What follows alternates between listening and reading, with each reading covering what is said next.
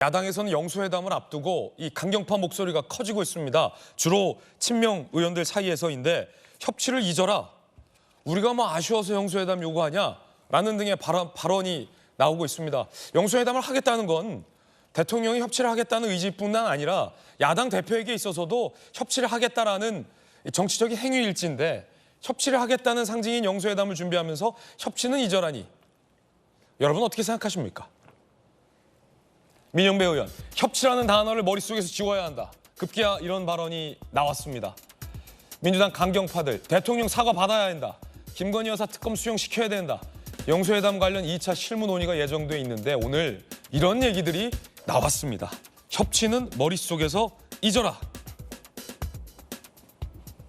그런가 하면 이재명 대표가 뭐 아쉬워서 영수회담 요구한 줄 아느냐. 이런 고자세 논란의 발언도 나왔습니다. 들어보시죠.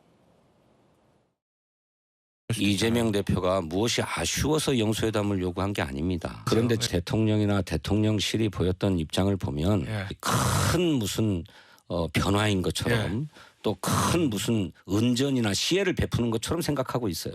또 뭐 제한없이 얘기를 많이 듣겠다 뭐 이런 얘기를 하고 있는데 들어서 어떻게 바뀌겠다 내가 라고 하는 얘기를 분명하게 국민 앞에 밝히는 것이 중요한 겁니다. 이것이 성과라면 성과인 것이겠지요. 그저 만남 자체의 의미를 둔다.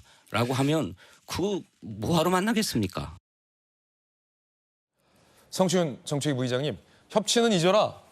강경파들이 이 대표에게 조언을 하는 건가요? 아니면 조언 혹은 요구 비슷한 걸 하고 있는데 협치할 생각하지 마라로 보이고 우리가 뭐 아쉬워서 영수회담 요구한 것도 아니지 않느냐라는 얘기.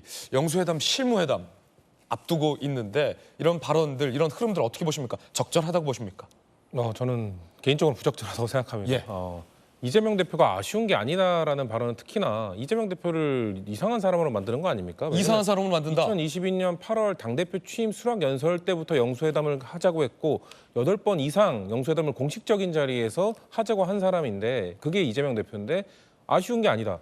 그러면 왜 계속 하자고 했습니까? 당연히 이재명 대표도 협치의 제스처를 취하기 위해서 영수회담을 하고자 한 것인데 그것을 마치 이재명 대표의 본의를 저는 깎아내리는 발언이라고 생각하고요.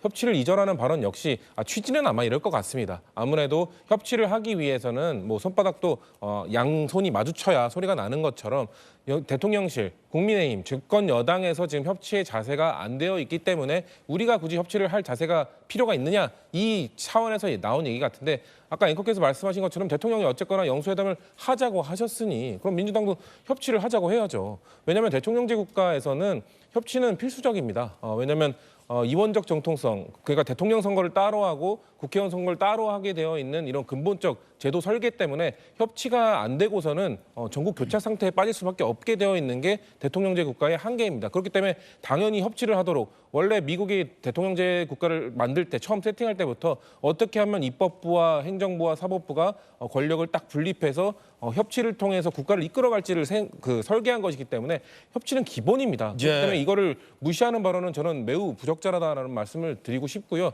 그럼에도 불구하고 당내 강성파들이 계속 그런 얘기를 하는 거는 아무래도 지금 영수회담을 앞두고 기싸움을 하는 것으로 좀 해석하면 좋지 않을까. 왜냐면은 지금 이재명 대표 입장에서는 영수회담을 통해 좀 성과를 내고 싶어 합니다. 성과를 내야 하고요. 국민들께서 보시기에도 여야 대표가 드디어 대통령과 제1야당 대표가 드디어 만나는데 아무런 성과 없이 그냥 흩어지면 그냥 헤어지게 되면 과거의 영수회담에 그러했듯 그냥 보여주기식 쇼 아니었나라는 그런 인식을 가질 수도 있기 때문에 민주당 입장에서는 영수회담을 통해서 어떻게든 성과를 내기 위한 그런 제스처를 만들기 위해 사전적으로 좀 센 발언들을 이어가는 것으로 봐야 될 것 같습니다.